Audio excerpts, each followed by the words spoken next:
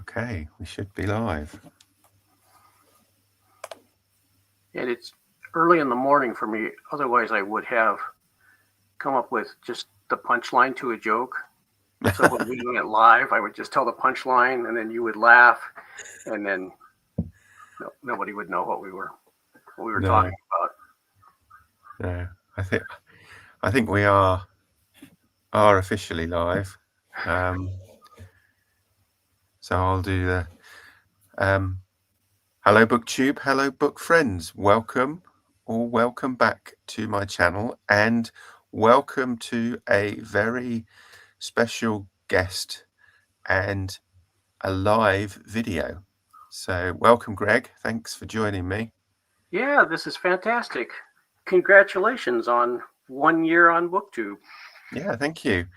YouTube had the pleasure of telling me that this morning. It flashed up on my app on my phone to say you've been on BookTube for a year. Didn't tell me what I was supposed to do about it, just that I'd been on BookTube for a year. So we're doing this live as an Ask Me Anything, which doesn't mean I'll answer all the questions, but you can ask either in the chat, but we have got a selection of pre-submitted questions, which Greg is going to be the question maestro, and I will try and answer as we go along. So we've got a few people already. I think it says it's 4. So let's have a. I don't know whether Gareth is still here, but that's been there for a while. Margaret's here. Hi, Margaret. It's even earlier for Margaret than it is for me. I don't know whether maybe she hasn't gone to bed yet. Then so she's still on a high from the No Kings parades in Portland yesterday. And Libro's here. Good morning. Yeah, good morning. And Helen. Hi, Helen. Thank you. Yeah, 1 year. It's weird because it doesn't really. I don't know whether it feels like it's been a year or not, but yeah, we're getting there. So, yeah, by all means, if you do have a question, as Margaret says, she set an alarm. Your dedication, hopefully, will be rewarded. But yeah, if anybody's got questions, if you've already submitted questions, I know Helen's already submitted some, so we've got those. But if you want to ask any more, then do drop them in the chat. I think we're going to try and aim for an hour and see how time goes. So yeah, so there's one more from reading all the books. Congrats on 1 year. Thank you. So Greg, you've got the questions. I do. Hopefully I've got the answers. Do you want to kick off? Do you want to start? You want to give the answer and then I'll give the question? We could do it that way round. I thought about that. Just have people submit answers rather than questions, and then you come up with the question that would fit the answer. Yeah. It's a TV show, isn't it? Jeopardy.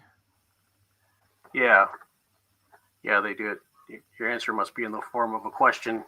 Yeah. All right. I think we'll start with Sean Moeller, who I think that's the right way to pronounce it. It's pretty close, I think. And I think this is a good one to start with. What room is this that you make your videos in? It looks like not a normal room. Could be a catch-all type room or a room in a basement or something else. And he's just she. I don't know. I don't know Sean except as a commenter. So yeah. Well, the room is it's not in a basement. It is on the ground floor. We tend not to have basements here because they tend to flood in the winter if you've got one. The groundwater levels come up.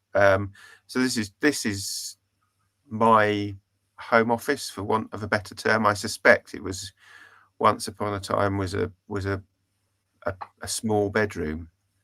So yeah, it's just a home office. I think the bookshelves behind me were on the walls when we moved in, so I've just utilized them, and it's become my, if it has become a catch-all room, it's become the office stroke studio for my videos, or at least most of my videos.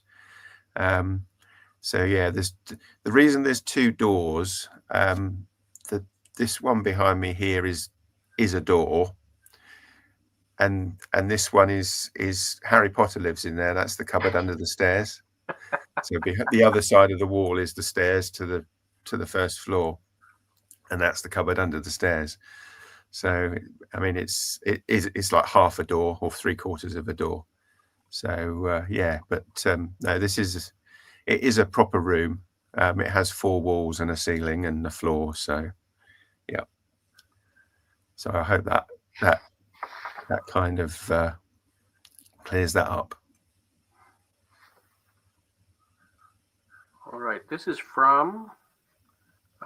So some of these I've tried to group questions together, and so like Helen sent us 78 questions or something like that. So I'm splitting them up, but this next one is from Helen. Are you going to do the Read What You Own challenge, and how would you approach that? Setting a time frame or a number of books or pages, or? I think I probably should, because I've got, you know, loads of unread books, and I think you know, it's something that I probably should do. I know I've done it the last 2 years. So last year I was on BookTube. The previous year I was just a viewer, so I didn't have a channel, and I did it. And I think the one kind of takeaway that I've got from it is, whatever I set as a, you know, whether it's 25 books or 100 books, I end up trying to hit the number. I get very focused on the number, so I just end up reading very short books to get there. I think if I do it this year, I think what I might do is say, right, so from when is it the end of November it normally starts, isn't it? And so I'm going to do it until, I don't know, my birthday's in March, so I'll do it until March or something like that. I'll have to have a few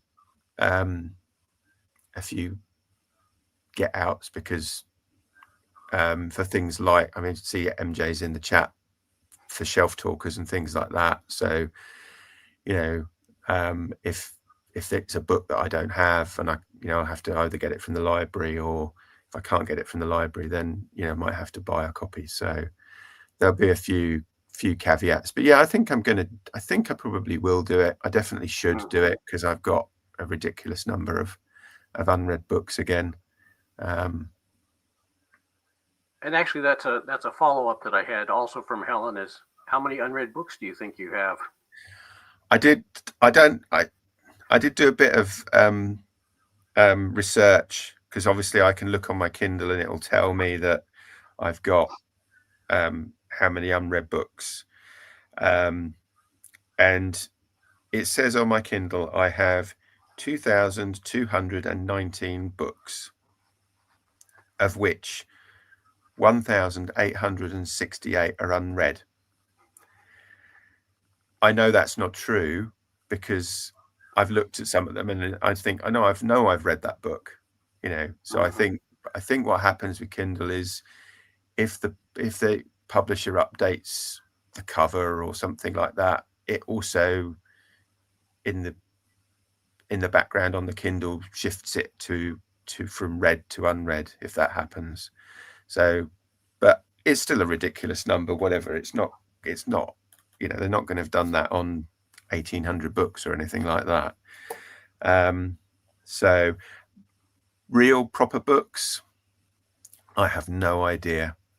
I think I could easily do a 100-book read what you own challenge. I suspect just on real books, I could probably, if I thought I could actually do it, do a Michael K. Vaughan and do 500. But I don't think I could do that.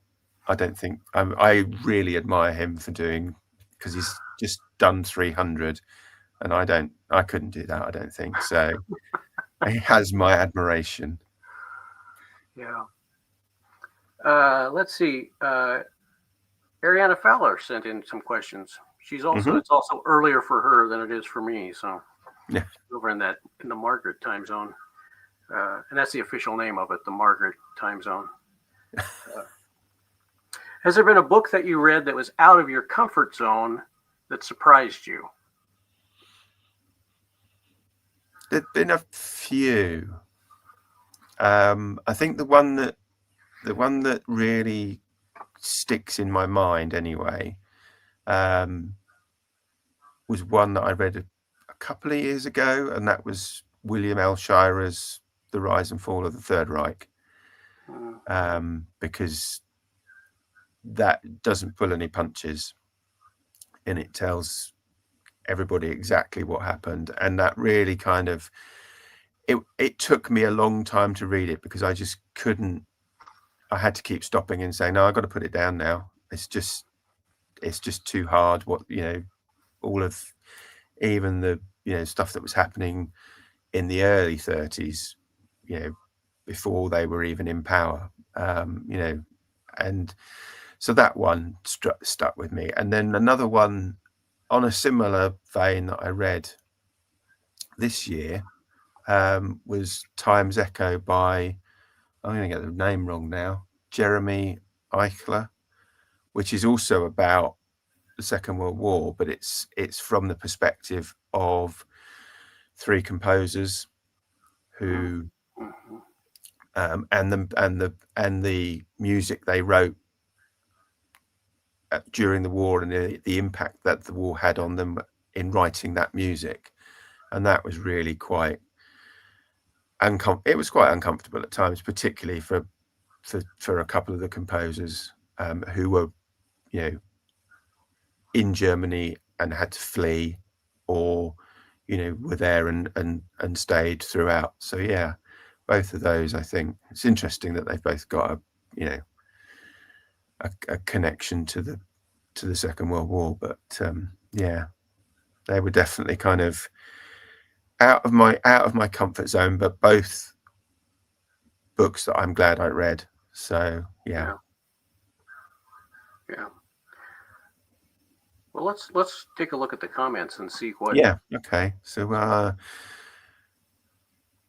think it was actually, funnily enough, Helen, I didn't discover you straight away, so it doesn't feel like a year. It doesn't feel like a year to me either, Helen. I don't know whether it's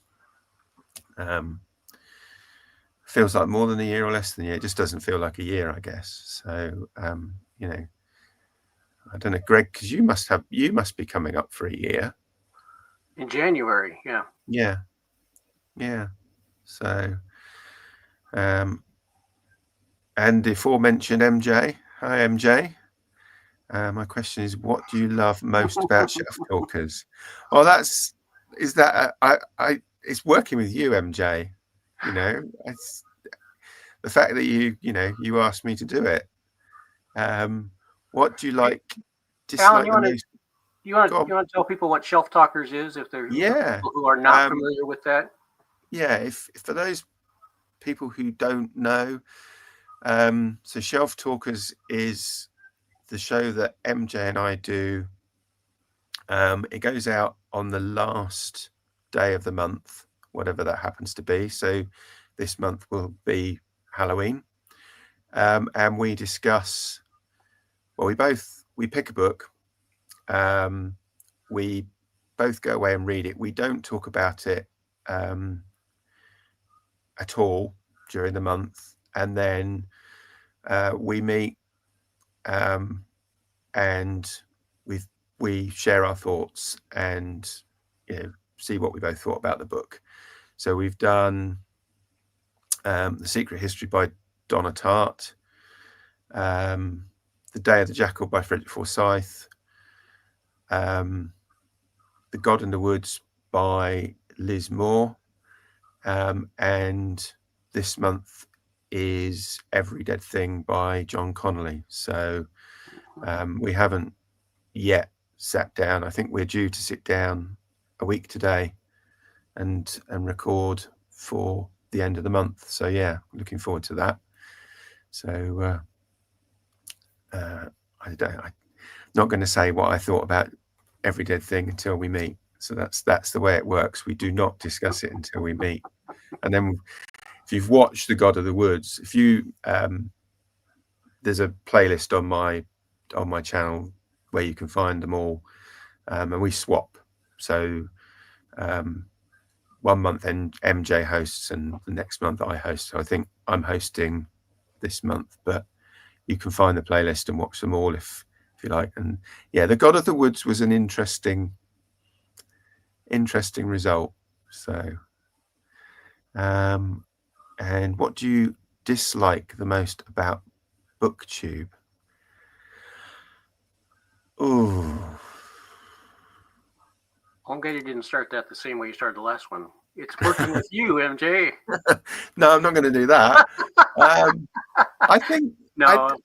I think, to be honest, BookTube is a really fantastic community.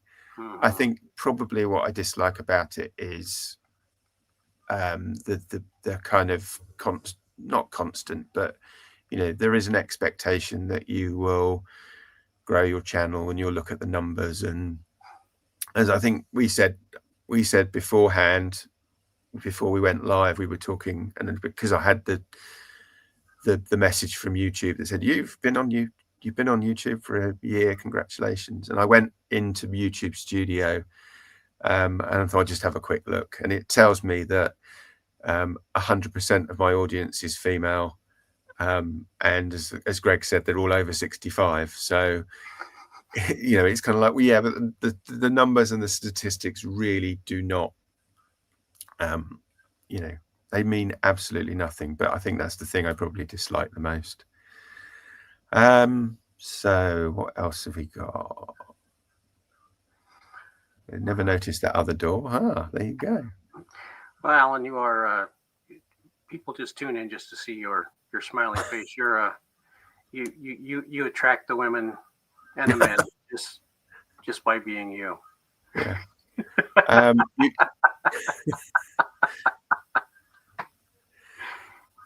You might need to have a quiet word with Helen, because I think you've lost one of her questions.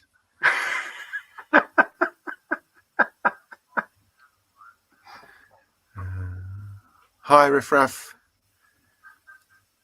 From Durban. Thank you. And nice Colin Baker photo. Thank you. I love Day of the Jackal, but I enjoy watching your reaction when MJ DNF'd your book. Just raved. I know. I was shocked because it was MJ's pick that month, and I really thought she would have enjoyed it. So yeah, that was the God of the Woods. So it's worth it just for the look on my face, I think. And Margaret said Elaine has a mismatch of stats as well. Yeah, I just don't. I'm just not going to look. I think they're, and Pat's here. Pat. Congratulations on your 1 year anniversary. You catch the replay. Okay, yeah, no worries. Thanks, Pat. So, Greg, what's the next question? This is from the Accidental Bookseller. Mm-hmm. Here's the scenario. Nuclear war is imminent. And you have bagged a ticket to an underground bunker where you will stay for at least 6 months. You're allowed by authority to take 4 books with you. What will they be? And they cannot be The Count of Monte Cristo or Les Mis. Okay. Yeah. I don't know what I'm going to do in January because it'll be a new year and I won't be able to say the best book I read this year is The Count of Monte Cristo anymore, unless I reread it, I suppose. 4 books. I think I've got to take a couple of big chunky books. So I've got War and Peace on my list to read, which isn't going to happen this year now, I don't think. So that'll probably be one. Probably a Dickens, and I haven't read Oliver Twist yet, so I think probably read Oliver Twist. And then probably a couple of natural history books. And again, one that I talk about fairly regularly is The Darkness is Light Enough by Chris Ferris, which is kind of a nature journal about nocturnal animals, so badgers and foxes and things like that. And then probably The Natural History of Selborne by Gilbert White. So that's 4, isn't it? So yeah, that would be my 4. Yeah, I'm shocked I can't have The Count of Monte Cristo and Les Mis. Never mind. Well, if you're in a bunker with other people, surely someone will bring one of those books. Surely. Hope so. Les Mis will probably be in French, and so you will have something to do besides just read. You'll be able to learn French. Yeah, improve my French. Yeah, it might be a long time. These next 2 are from Pat at Book Chat with Pat. You've shared a lot of World War I poetry, and you also seem to have read a lot about World War II. Can you speak a little bit about the roots of your interest, military history and poetry? Yeah. I suppose with military history, I'd kind of separate them out a little bit. I think with military history, I suppose it's a bit of every little boy's childhood, where, or certainly my childhood in the 70s and 80s, of growing up with films of the Second World War, comic books of the war and things like that. And I kind of grew a bit from there, I guess.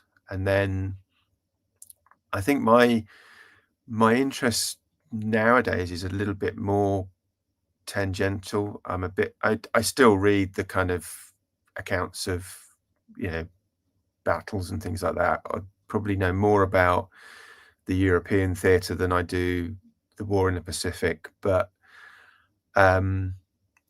it's more around war poetry, war artists, the photography, things like that, the politics behind it.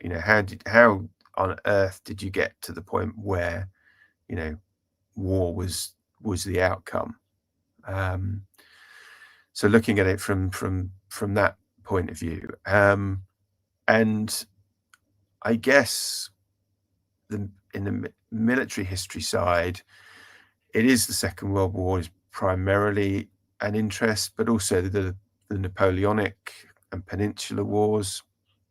And I think that comes from reading Bernard Cornwell's Sharpe novels. So again, it's the fictional side taking me to the non-fiction. And then, of course, we had, the Falklands War when I was about 10 years old, I guess. So that's another kind of significant conflict that is of interest.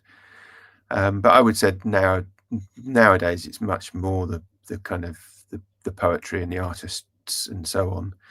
In terms of poetry, I think I mean, it was interesting, Greg, you read some Lewis Carroll and Edward Lear earlier in the week, and two of my kind of all-time favorite childhood poems.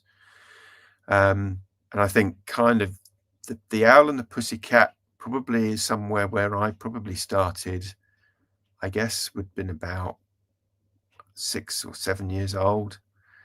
And then, you know, you get the poetry at school. And again, First World War poetry in particular for me at school was something that just resonated with me amongst all of the other things that we were, you know, the Shakespeares and the Lord of the Flies and all of that sort of thing. It was just that really just resonated with me a lot. So yeah, I guess that's kind of my interest. And it, I think, you know, it's grown being on BookTube or watching BookTube and, you know, watching, you know, it's interesting. It's a question from Pat because, you know, a lot of her Poetry Thursday videos have sent me off, you know, looking for particular poets and particular poems, and, you know, your cowboy poetry as well. You know, it's not something I'd ever really come across until you started doing your Poetry Thursday video. So yeah, I guess that's kind of where we are, you know, as of today. Yeah. I really appreciate that side of you as well, of where you're looking at, in so many ways, the artistic response to war. So putting it into an historical context and not just the words themselves or the painting itself or the photography. But yeah, so I appreciate that as well. Yeah. Thank you. And a similar follow-up here also from Pat is you've talked a great deal about nature and naturalists, and I know your background is in biology. I'd love to hear more about your career in biology. Okay. Yeah. So I guess again, biology. Well, I don't guess. I know biology was the thing that resonated most with me at school. It was the sciences, and biology in particular were the topics that I kind of really understood and, you know, got on with, and consequently that's what I went on to do. You know, I did O levels and A levels and then ultimately a degree and so on. So in terms of where did that take me as a career, when I left university, I started volunteering in a country park.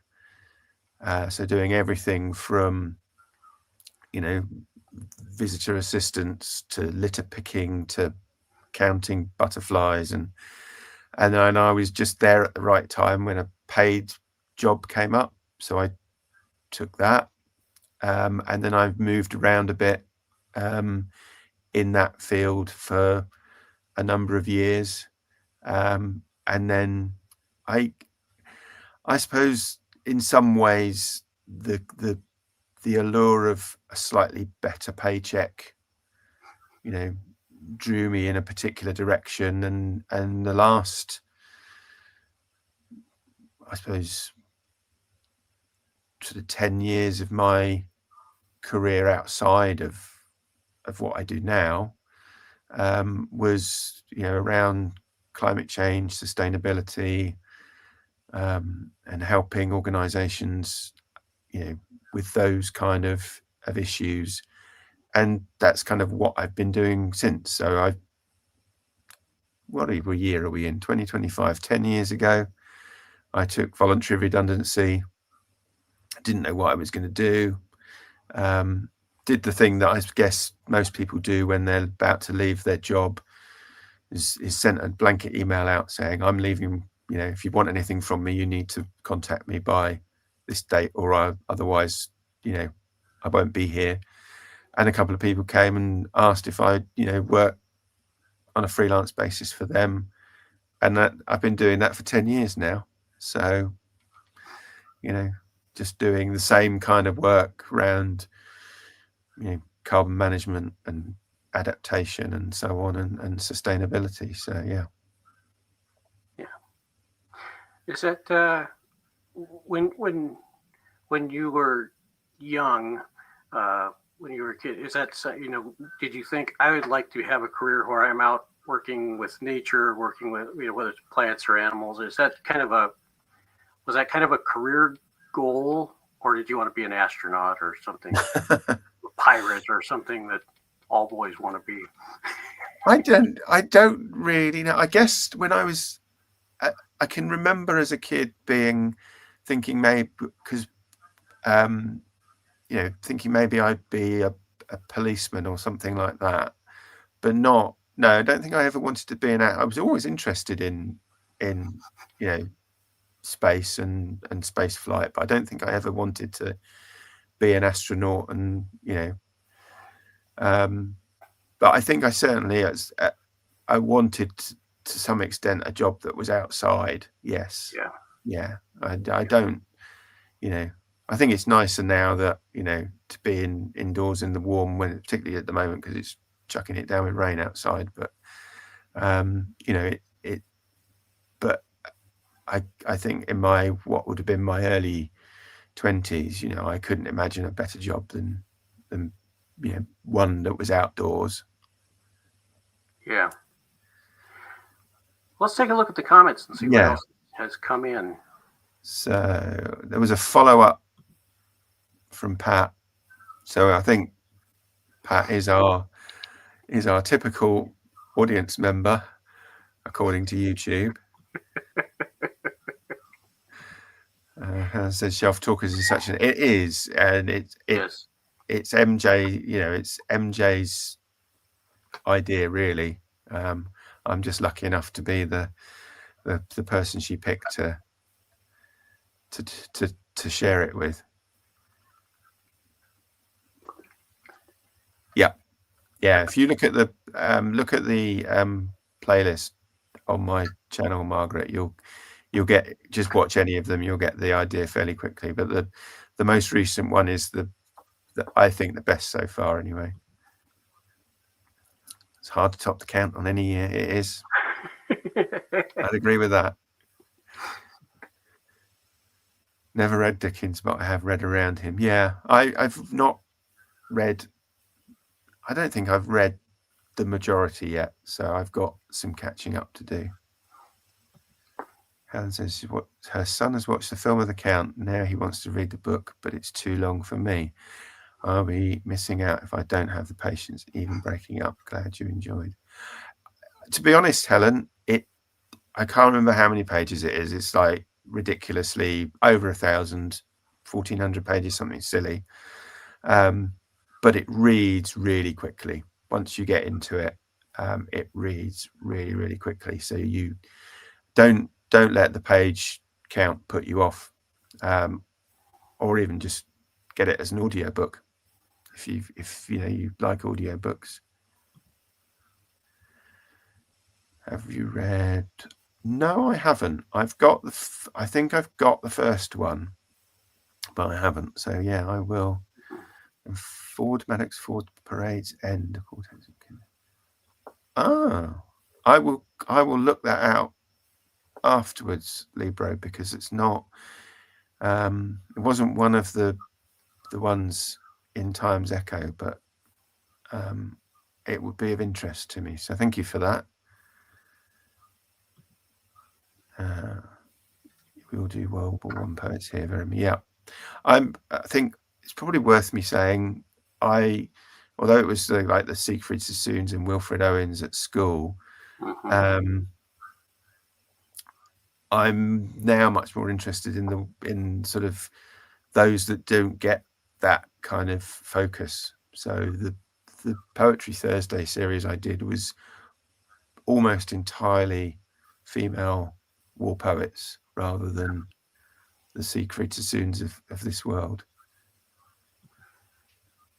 We didn't do a lot of poetry from that era in when I was in school here in America, but I do remember In Flanders Field. That's kind of the one that always. I know we read some Wilfred Owen and some others, but In Flanders Field, the poppies grow between the crosses, row on row that mark our place. That's one that has resonated with me for a long time. Yeah. No, they do. I think they have that. I don't know quite what the word is, but they have that ability to just stay with you long after you've read them. So, The Great War and Modern Memory by Paul Fussell was one of the earliest World War I books I read. Remarkable work. Again, not one that I'm familiar with, so I'm getting a bigger reading list today. And I just picked Sassoon and Owen prominently appear in Barker's books. Okay, I will double check that I've got it and make sure that I read it soon, because I haven't read it. I'm sure I've got it, but I haven't read it. I'd love Alan to try and do an American accent. American, any region. Okay, I might come back to that, maybe. Okay. Yeah, because we did hear Margaret on one of her live streams. I know. I set myself up for that, really, didn't I? Margaret doing her Yorkshire accent and commenting. Okay, yeah. All right. Let's see. This is another one from Ariana.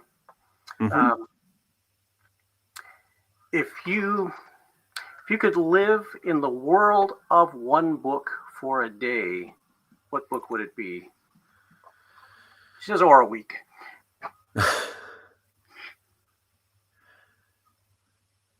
This really stumped me when I saw it, because there's a few books that I kind of, have a kind of place in my mind where when I read them, it transports. So the one I often use as an example is Over Sea Under Stone by Susan Cooper, because that immediately takes me to summer. And I think that's more because of the time of year when I originally read it, rather than anything else. And it's kind of set in the summer as well. Where would I go? I don't know. I really don't know. I mean, I don't. There's fantasy worlds, there's Middle Earth, go and, but that doesn't feel right to me. Or, one of the Le Carre's kind of, Smiley's world, that kind of period. I honestly don't know. I think that stumped me. Yeah. Yeah. So I'm going to have to take a pass on that one. Sorry, Ariane.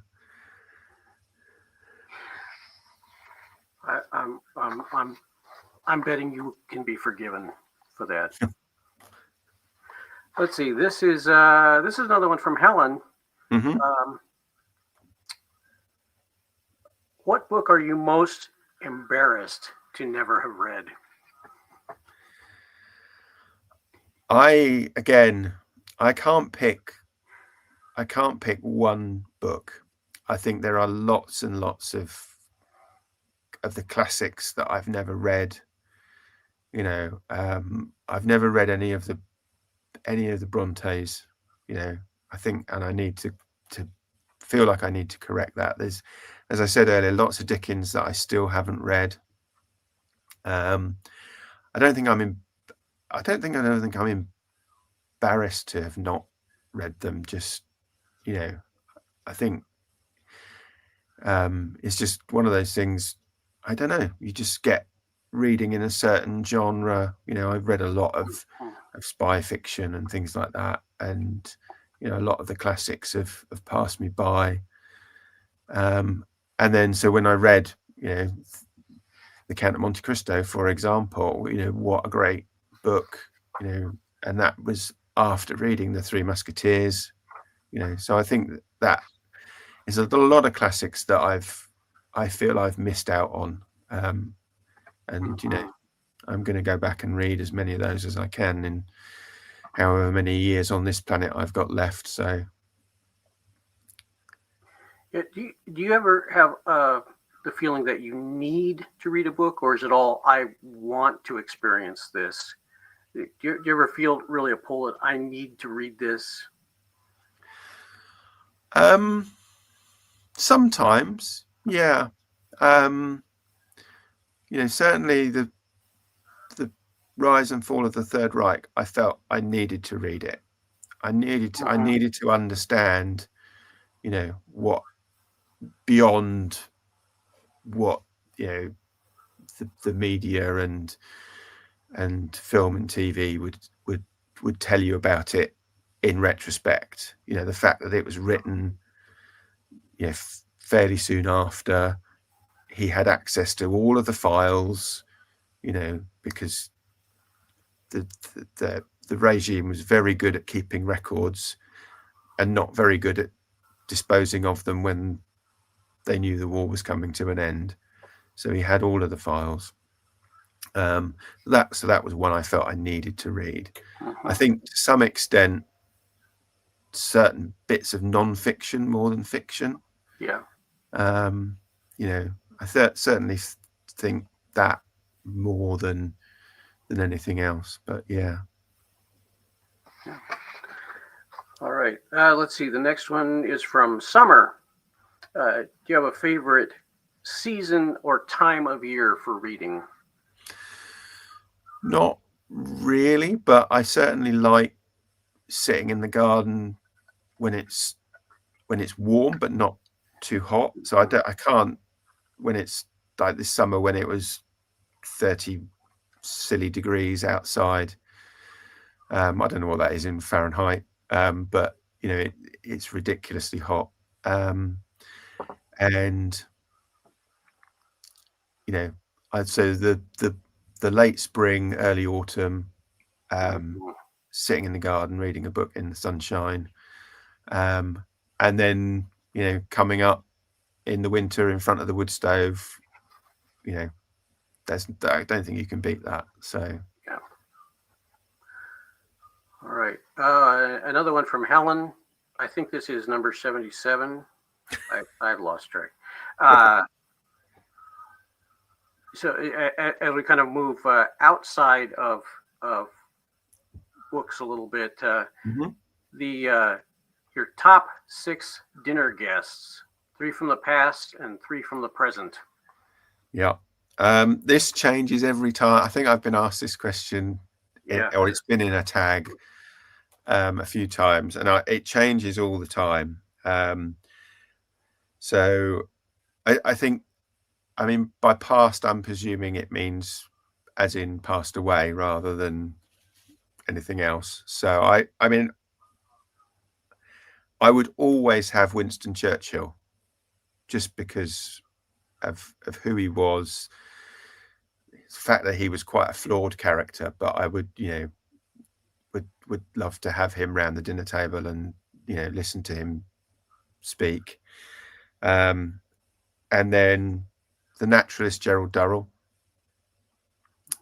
and the author Alistair MacLean.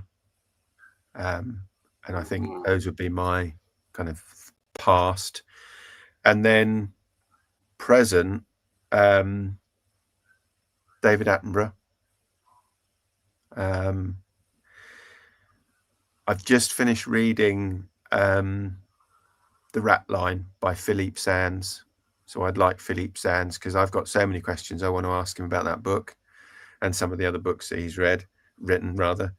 And then Peter Caddick Adams, who is he writes a lot about the Second World War, has written a lot about the Second World War. So those are my 6. But like I say, probably ask me that question in 12 months' time, and it would be, well, I think Churchill would probably still be there, but I might have swapped out some of the others. Mm-hmm. Let's see. This is this is from a music room. It says, I taught music for 36 years, and as such, I'm always interested in the musical endeavors of others. Do you participate in making music in any way, whether it be singing or playing an instrument? She said, I won't ask for a demonstration, he or she. I'm not sure who.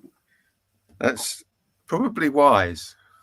Well, I think, again, when I was at school, we had the choice of either playing the record or learning to play the recorder, or learning to play the guitar. And I think my parents' choice was that I learned to play the guitar, which, I can't fault them for. I've still got my guitar, but I can still play it, but probably not very well.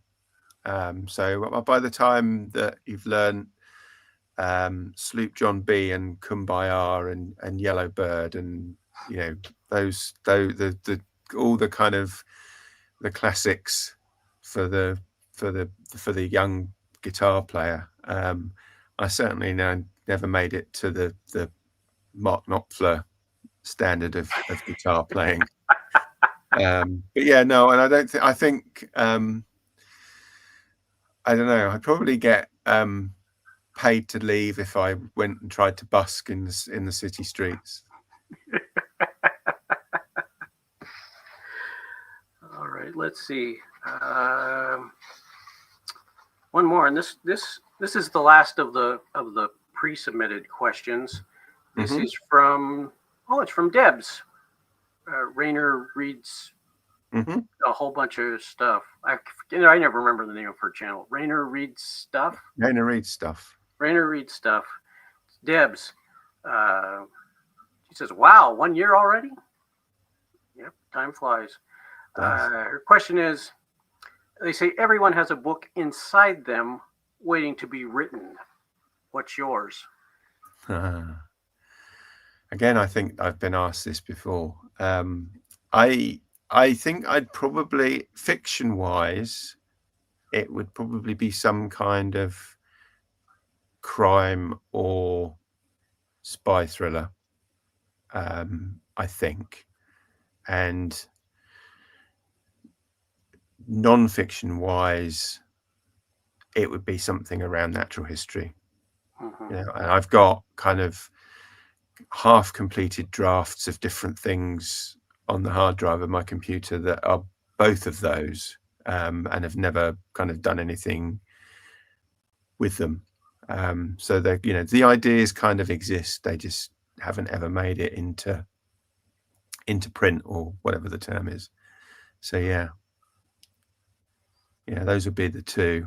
I don't know when the spy thriller, the spy thriller one would probably have to be set in the Cold War or something like that. I don't think I could write anything that was kind of current, because things are just moving too quickly. That it would have to be sort of slightly historical, I think. Yeah, I find that the spy novels in the pre-technology world are much more interesting, where you're just for the most part relying on wit and you're the current ones are fine, but maybe they hit a little bit too close to home with all the surveillance of everything we ever do. Let's check the comments and see if we have some other. Where do we get to? And we also still have the request for an American accent. I don't know if that's something you're going to do, but it's still outstanding. I'm just saying. Okay, yeah. So that was where we were. So Libra says Sassoon and Owen prominently appearing. Yeah. Helen says it's raining. Yeah, miserable day here, but can't complain because it's first rain we've had in a long time. Oops. I read Regeneration and found it very thoughtful and interesting take for sure. Yeah. I'm going to have to read that. I really am. Tom Hiddleston easily lost his accent when he played country singer Hank Williams in I Saw the Light. Yeah, I don't know. I think I can do an American accent. And Margaret, yeah. Bronte's and you in more country. Well, yeah. No, it'll happen. It'll happen. I want to see about Pat Barker, but haven't circled back. Pat Barker has recently written historical fiction from the point of view of the woman in the Iliad.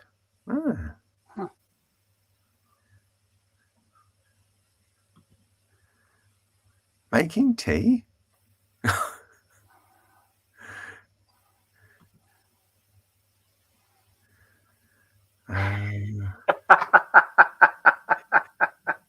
Yeah, that's all right.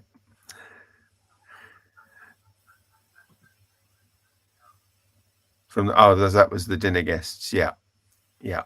Oh, good.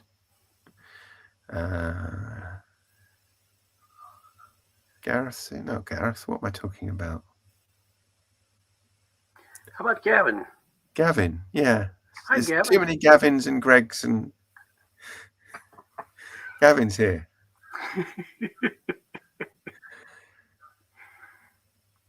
Music education. Yeah, no, we did it. I don't know whether it's still the case in this country, but it used to be that you learned to play the recorder at primary school. Gareth would know. Gareth would know. Gareth's already got us confused. Because I think he said happy anniversary, Greg.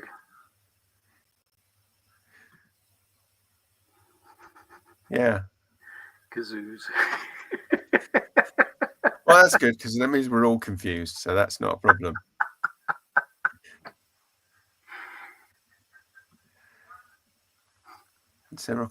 Yeah.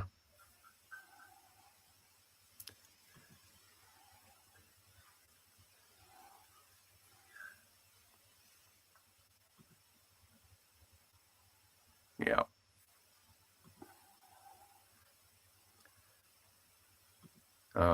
It's one of those things. It's one of those things you swing around and it makes the whistling. Is that what the? I don't even remember how you say it. It was the horn, the big horn that was at one of the World Cups a lot of years ago, I think. Teach some piano and ukuleles in school. Oh, that's yeah. Margaret says, yeah.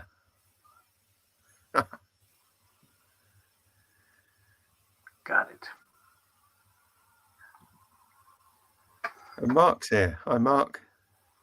Mark. Hello, Elvis. So, yeah, it's the... Yeah.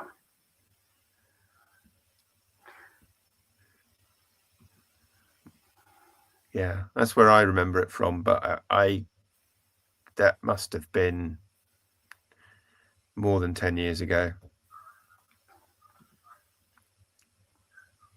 Yeah. So I've either got to do an American accent or hope that somebody asks another question. There is one other question, Greg. Yeah, I wanted to make sure we got through everybody's questions here, but the one that I asked, what was the first book that you bought with your own money? Yeah, and you see, this is where my memory is going to fail me, because I honestly don't remember, but I would think it was either a Willard Price novel or a Hardy Boys novel. And if I had to pick one, I'd say Willard Price. So, those were, I guess, books that I was reading around the time when I actually had started getting pocket money. Yeah. So I would think it would be one of those. I can't imagine it would have been, before that, anything else. I think my parents would have bought for me. I might have pestered them for it, and but I think it would have been something like that. So yeah, I would go Willard Price. Yeah, I think mine was Hardy Boys, so we're right in that same. And you and I, that's Willard Price was the first author that we really connected on, because you mentioned him, and I was nobody talks about Willard Price anymore. No. Who is this Alan who talks about Willard Price? Yeah, no, he was again going back to biology and where that came from. A lot of that was reading those books at, how old would I have been? 7, 8 years old, I guess. And thinking, that's something that, okay, I'm not going to go out and capture giraffes and elephants and some of the things that they got up to in the books, but working outdoors with wildlife and that sort of thing. So yeah. So Margaret says, so if I say, get off your horse and drink your milk, does that count?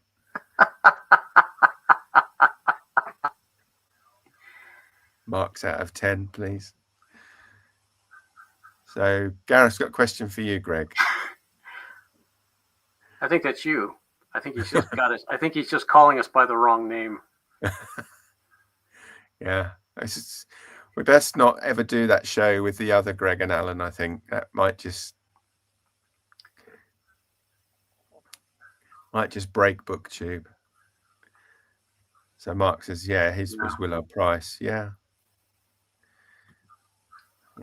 Margaret's never heard it. He wrote about 15 novels that are all something adventure. So the first one is Amazon Adventure, and then there's like Safari Adventure, Gorilla Adventure, Volcano Adventure, and they're all about two boys, Hal and Roger, who work with their dad to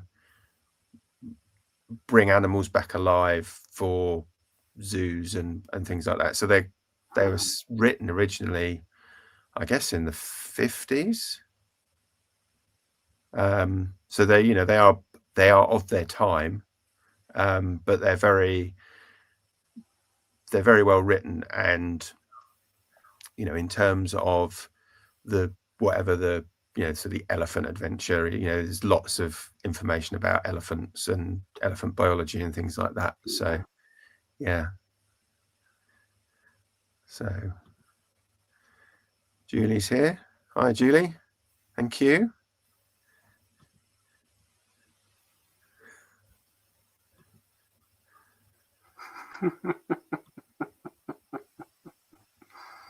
Oh,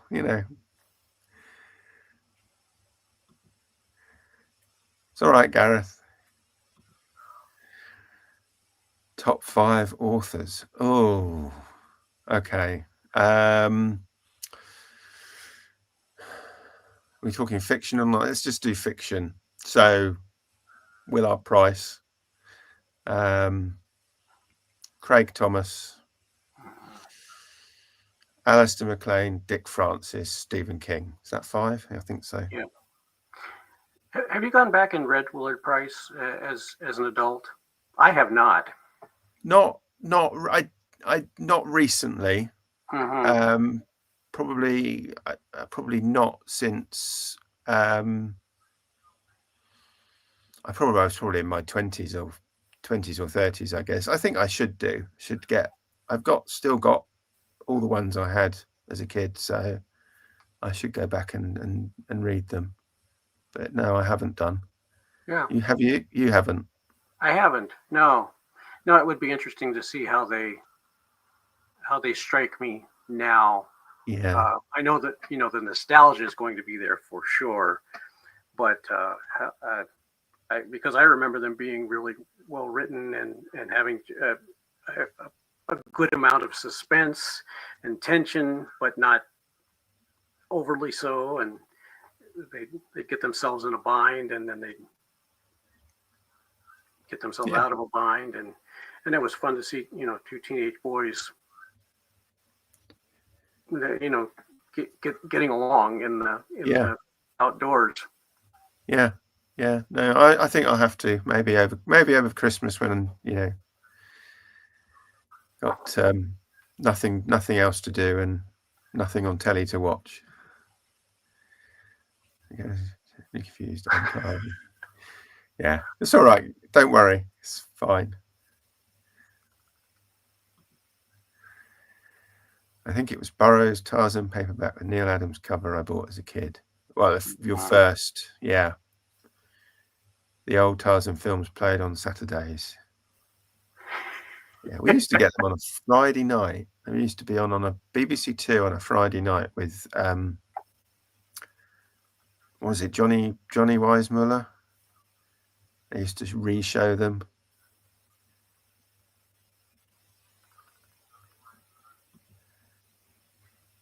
I think he wrote them from the 50s up to the early 80s. Wow, that's quite a... Yeah, he kept going for quite a while. Yeah. I was probably reading them in the late 70s. Uh-huh. So...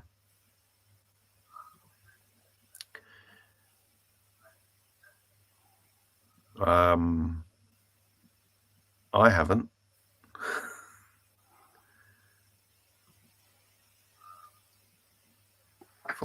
Fourteen. Yeah, I thought it was 14 or 15. Favorite Dick Francis book? There's one called Twice Shy, which was one of the very first that I read, and another one called Flying Finish, the kind of first two that I read.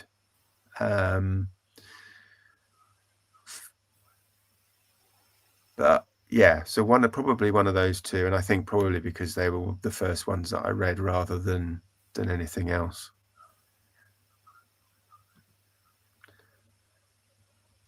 Margaret, I've seen every episode, but I can't remember.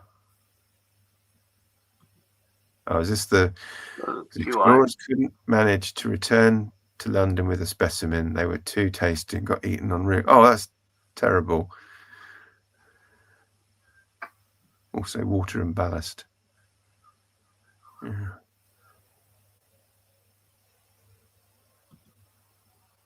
No, 49. That's still a long period. Yeah. So,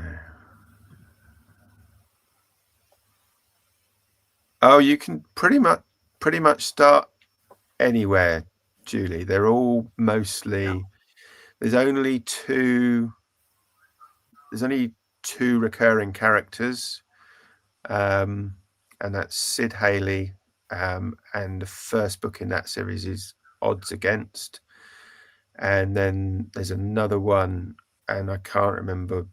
I think it's Break In and Bolt are the two books, but you can read them.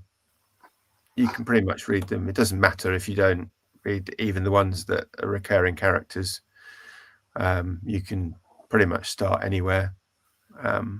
So yeah, whatever you could see, you're welcome. All right. Well, we're just over an hour. Yep. You want to wrap up? You want to give us your acceptance speech for the happy anniversary? I don't know. Yeah, no, it's been well. First thing I want to say is thank you, Greg, for agreeing to come and asked me lots of questions that were submitted by lots of other people, and thank you to everybody who submitted questions in advance and also in the chat this afternoon. Greg is still on his first coffee of the day, I think. So, but yeah, thank you for getting up early and coming on and doing this. And if you're not already a subscriber to Greg's channel, go and subscribe, because he does great videos, and his cowboy poetry, which I've already mentioned, is fantastic. So yeah, go and subscribe to Greg. And I don't know what you're going to do for your anniversary, Greg, but you know, if you need a hand from me, let me know. Yeah, we may just do this again. Yeah, roles reversed. Just swap sides. Yeah. So go find yourself a Stetson. Okay. Yeah. Might be able to manage that. Well, is it January? It's in January. Yeah. Middle of the month. I don't remember exactly the date, but mid-January. Yeah. Okay. Yeah. Well. Thank you, Alan. Thanks for asking me to join you. And this has been. I like these Q&A sessions, and nobody asked, would you rather fight 6 duck-sized horses or 1 horse-sized duck? You know, we didn't get into any of those crazy things. Yeah. If you were a fruit, which one would it be? We stayed away from those. So I think that's a win as well. Yeah. No, it's been fun. I've enjoyed it. Yeah. So thank you, Greg. Thank you, everyone. And we'll catch you at some point in the next week, I expect. So yeah, thanks very much. Take care. Bye.